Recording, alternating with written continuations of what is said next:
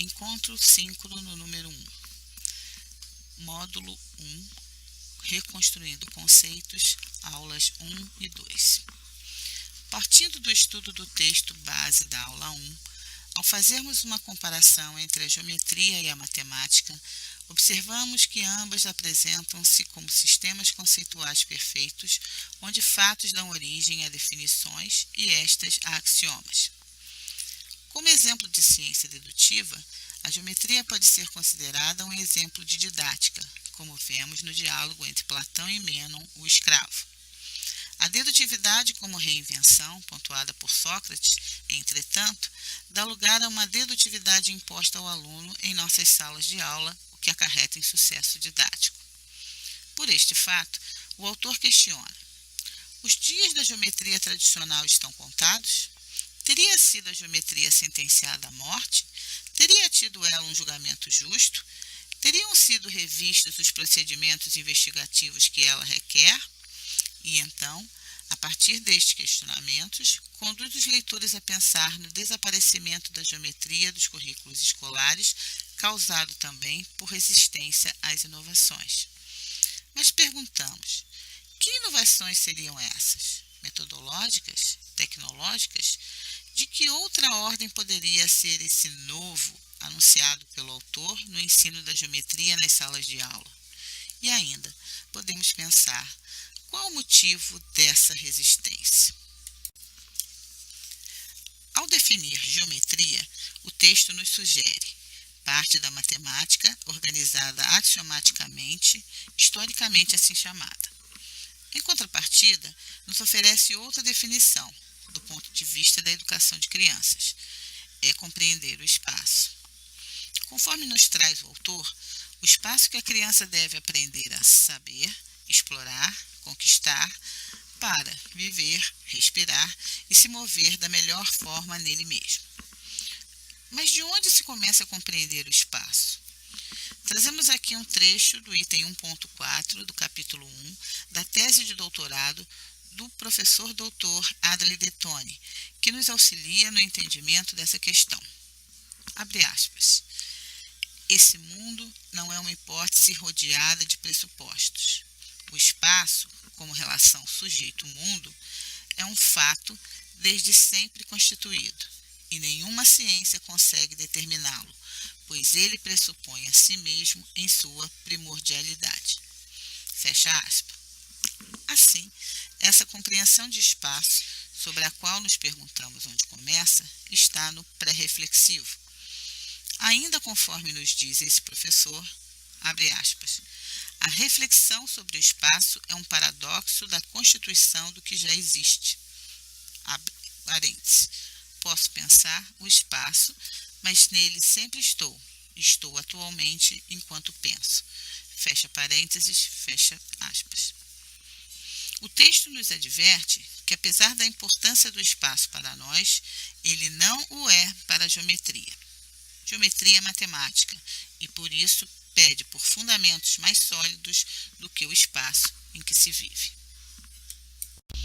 Para investigar o espaço, o autor relaciona algumas perguntas. Veja nas páginas 3, 4 e 5 do texto base da aula 1 deste módulo. A partir delas, construímos um quadro, para o qual convidamos vocês a apresentar possibilidades de respostas, considerando o espaço em que se vive e interpretações no âmbito da geometria. As perguntas são: por que um pedaço de papel fica dobrado numa linha reta? Por que um pedaço de papel enrolado se torna rígido? Por que numa fita de papel amarrada aparece um pentágono regular? Como se originam as projeções, sombras? Qual é a interseção entre um plano e uma esfera? E entre duas esferas? Qual tipo de curva é a linha entre a parte iluminada e a sombra da lua? Por que o raio de um círculo pode ser transferido 6 vezes ao redor de sua borda? Como uma bela estrela aparece através dessa construção? Por que a linha reta é o menor caminho? Por que triângulos congruentes se ajustam para cobrir o plano e por que pentágonos congruentes, em geral, falham ao fazer isso? Como as pessoas podem medir grandes distâncias na Terra, o diâmetro da Terra e distâncias entre corpos celestes. O que se parece a um cubo se visto ao longo de uma diagonal espacial? O que é maior, a superfície de uma tampa esférica ou a do cilindro ao seu redor? Qual o menor caminho para um raio luminoso viajar entre um ponto e outro enquanto toca um espelho? Como funciona um caleidoscópio? Qual é a maior esfera num tetraedro? Que tipo de curva fechada é igualmente larga em todas as direções? Como pode o nível de um líquido em algum vaso mudar se certa quantidade de líquido é colocada? Qual é a relação entre o tamanho real e aparente de um corpo? Se um cubo é quebrado em 6 pirâmides quadradas, com seus vértices no centro, e estas pirâmides se viram para fora sobre suas faces correspondentes, por que aparece um sólido romboédrico? Como você pode medir a inclinação de uma linha e de um plano ou de 2 planos? Uma linha é horizontal ou vertical em qualquer plano? Quais automorfismos são admitidos numa rótula esférica no plano?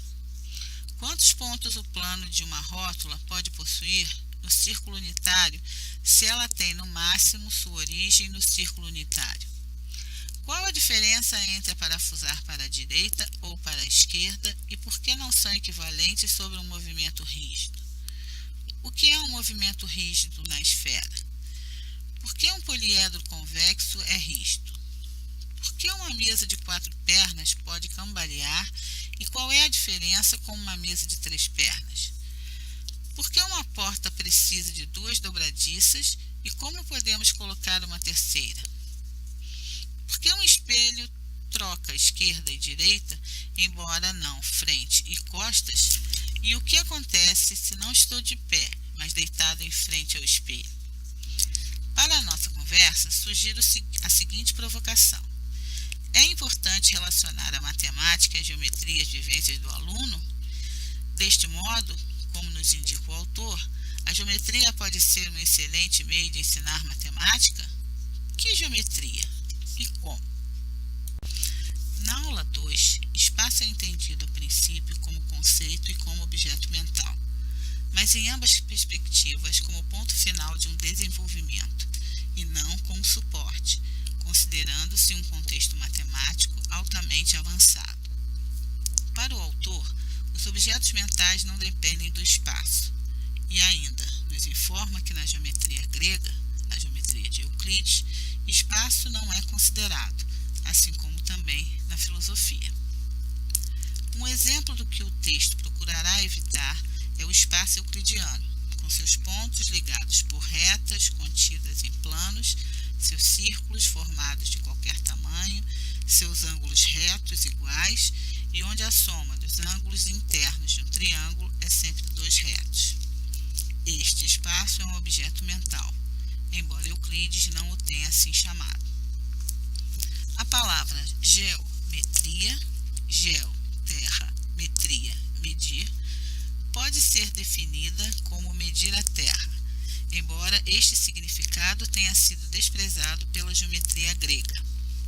Para os antigos gregos, o que é relevante é a relação entre segmentos de reta. Euclides menciona ainda as medidas de ângulos como domínio dos astrônomos, mas as medidas dos segmentos são mencionadas em sua obra Os Elementos. Fazendo uma comparação entre o espaço euclidiano e o espaço ao nosso redor, observamos que, no que diz respeito à complexidade, o primeiro é uma estrutura mais pobre, enquanto que o segundo apresenta uma estrutura mais rica, mais complexa. Enquanto o espaço euclidiano apresenta contextos convenientes à teorização, no espaço ao nosso redor observamos diferentes aspectos que dificultam a produção de uma teoria, como as diferentes cores, sons, movimentos, cheiros, texturas nele observados. O espaço euclidiano é aceito como dado, objetivamente, como um objeto mental. Foi descrito por Pasch Hilbert como espaço vetorial de maneira precisa e por Descartes nos sistemas de coordenadas de maneira mais eficiente. Refletindo sobre a afirmação do autor, Abre aspas. Este espaço euclidiano nunca foi um fim em si, mas sim tem sido substrato mental e matematicamente conceitual para o que é nele feito, para construções com um compasso e uma régua, ou com apenas um par de compassos, ou com apenas uma régua, para as construções por meio de equações algébricas ou construções puramente mecânicas, para deduzir propriedades de figuras, para provar ou refutar hipóteses sobre elas. Fecha aspas, página 3. Seriam estas as ideias a serem trabalhadas didaticamente no ensino da geometria? O que você acha? Há ainda outros exemplos de espaços, como o projetivo, construído com a utilização apenas de régua como instrumento e que necessita de pontos, retas e um plano infinito, um espaço euclidiano embelezado. O espaço afim ou affine, mais pobre que o euclidiano, mas mais rico que o projetivo. O não euclidiano, que trabalha o espaço curvo. A análise, que é um espaço com um número infinito de dimensões. E os espaços métricos, topológicos e discretos, que são criados a partir de necessidades específicas relacionadas a estruturas ou envolvidos com elementos visuais. Uma excelente atividade é uma pesquisa sobre esses espaços, para relacionar outras propriedades de cada um e as semelhanças e diferenças entre eles. Assim, terminamos nosso segundo encontro. Este é o resumo da primeira e segunda aulas. Espero que tenham aproveitado e que possamos conversar sobre as perguntas e provocações aqui deixadas.